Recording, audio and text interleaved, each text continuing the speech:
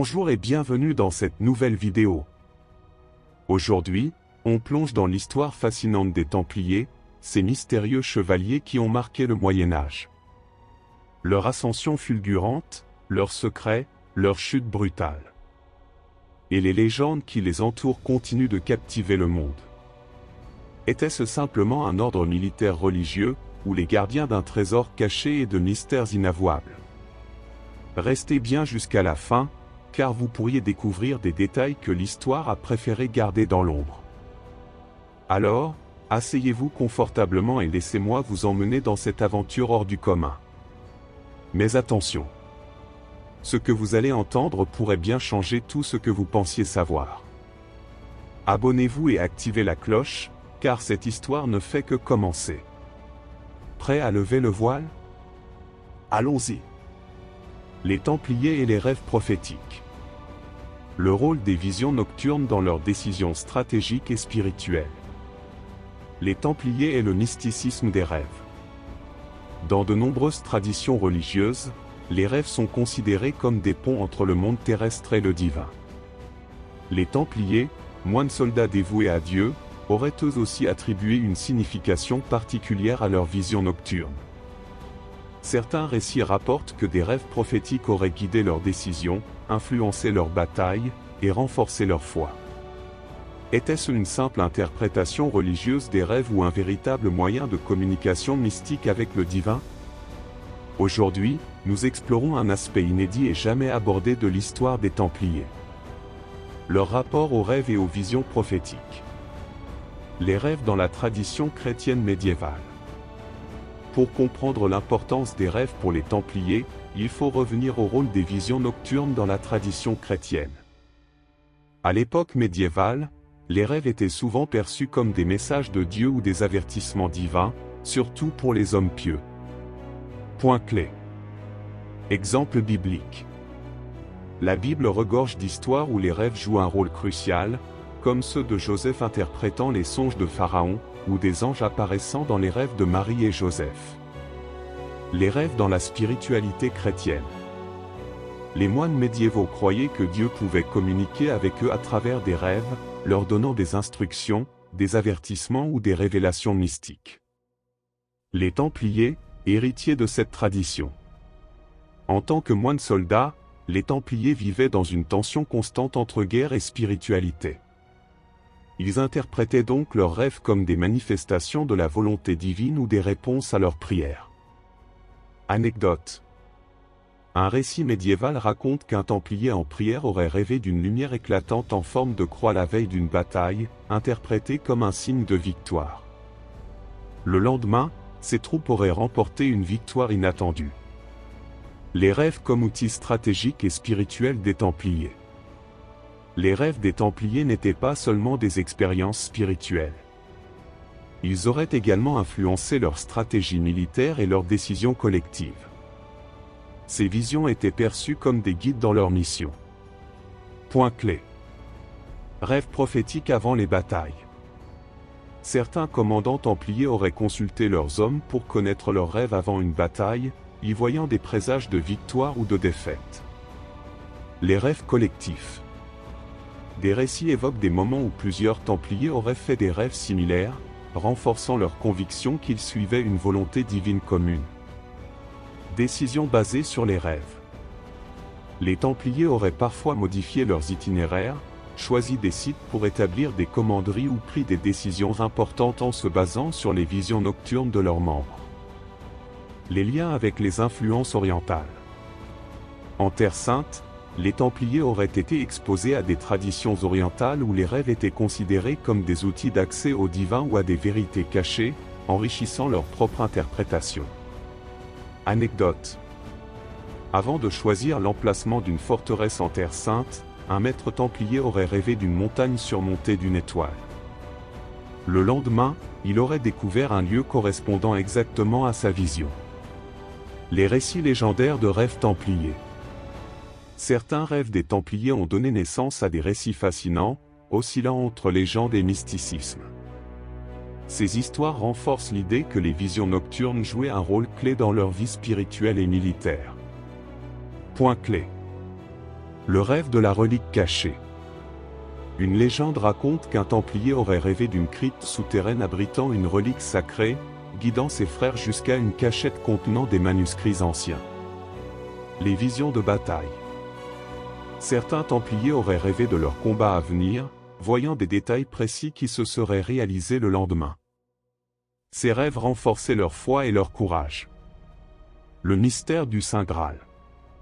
Certains récits médiévaux associent les rêves templiers à la quête du Saint Graal.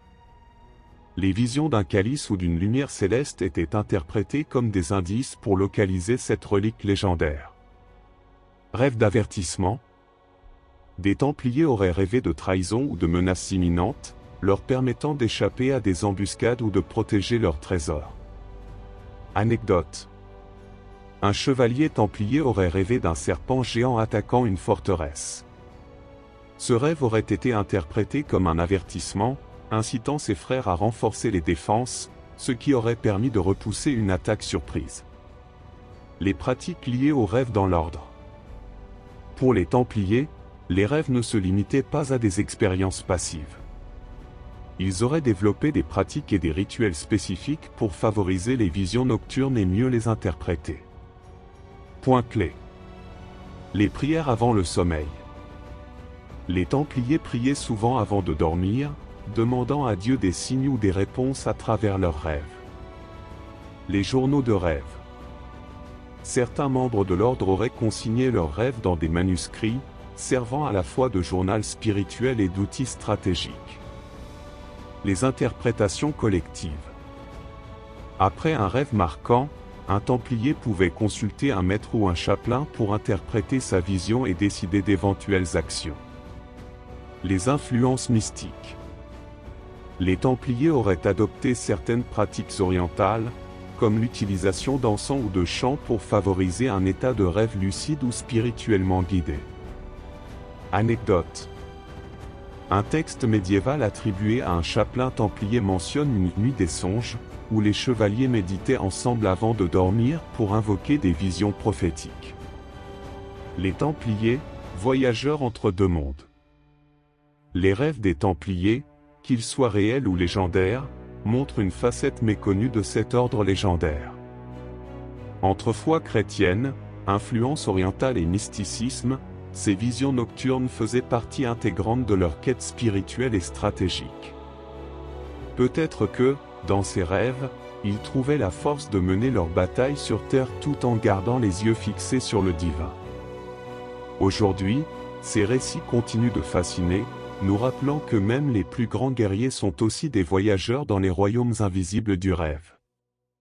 Les Templiers et les cartes du « monde invisible ». Une cartographie mystique des lieux sacrés oubliés. Les Templiers et la quête des lieux cachés. Les Templiers sont souvent associés à des trésors matériels, or, reliques sacrées ou manuscrits secrets. Mais si leur plus grand trésor avait été invisible?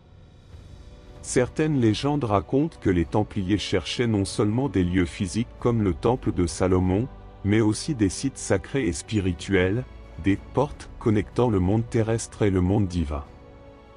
Aujourd'hui, nous partons sur la piste d'un mystère inédit. Les supposées cartes mystiques des Templiers, un réseau sacré reliant des lieux oubliés et puissants à travers le monde. L'origine de l'idée de « carte mystique ». L'idée que les Templiers auraient cherché à cartographier des lieux sacrés invisibles repose sur plusieurs traditions médiévales. Le Moyen-Âge n'était pas seulement une époque de conquête. C'était aussi une période de quête spirituelle, où l'invisible était considéré aussi réel que le monde physique. Point clé. Les cartes médiévales. Les cartes du Moyen-Âge n'étaient pas seulement des outils géographiques.